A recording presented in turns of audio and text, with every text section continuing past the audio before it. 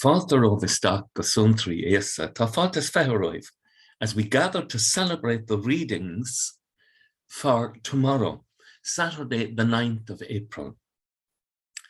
Our first reading is taken from the prophet Ezekiel 37. It is a magnificent reading, and in prophecy, it sums up all that the mission of Christ is about. So I'll just go down through it for you, because you could read through it and miss it. The first thing is, God is going to do this through his Son, our Lord Jesus Christ. God is intervening in history. And the first thing is, he says, I will bring them home and make them one nation. He's not just talking alone about Israel, but of all the children of the earth, all of God's creation.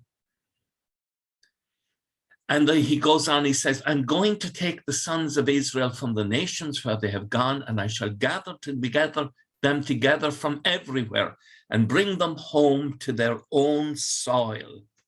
A restoration of the people of God. Israel isn't just a nation as we think of other nations. Israel is a people with a vocation. And I will make them into one nation in my own land and on the mountains of Israel. And one king is to be king of them all.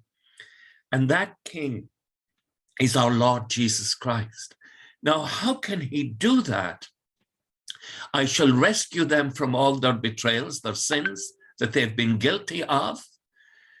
I shall cleanse them, and they shall be my people, and I will be their God. It's a betrothal. It's an unbreakable marriage bond in which the Father God takes to himself the body of Christ, the bride of Christ. My servant David will reign over them, one shepherd for all. That's the Lord Jesus Christ, the Son of David. And I shall make a covenant of peace with them, an eternal covenant with them. And that's the Holy Eucharist. You can see the chalice behind me. This is the covenant. This is our wonder.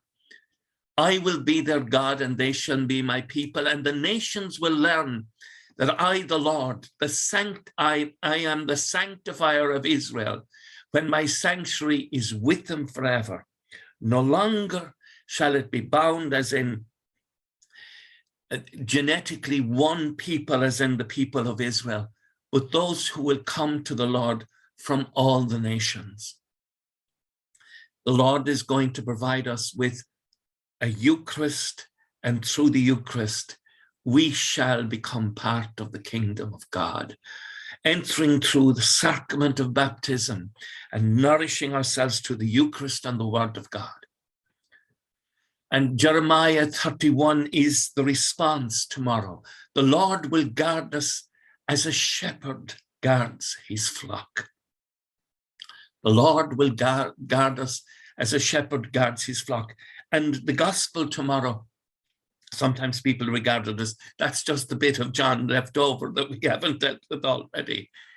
No, here, the Jewish people who came to believe could recall afterwards that Caiaphas, even though he was opposed to Christ, was used by the Holy Spirit to pronounce this, that it is better for one man to die for the people than for the whole nation to be destroyed.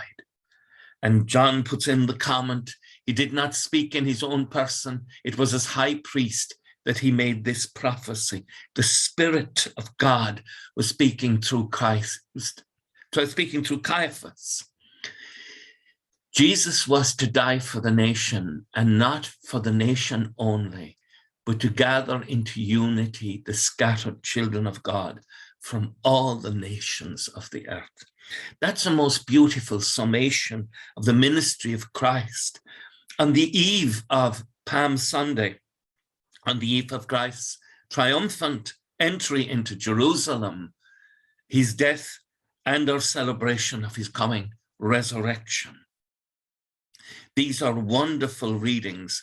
They're readings to cherish, for you to mark in your Bible and to hold on to, because they speak to us of how God is going to act to bring about his purpose in our time. Not just back then, but in our days, the Lord God, through his grace, will bring about the heart and the soul of his plan.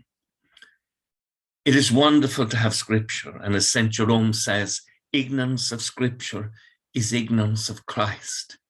And when we don't know Christ, we're subject to all sorts of fears, worries, and anxieties.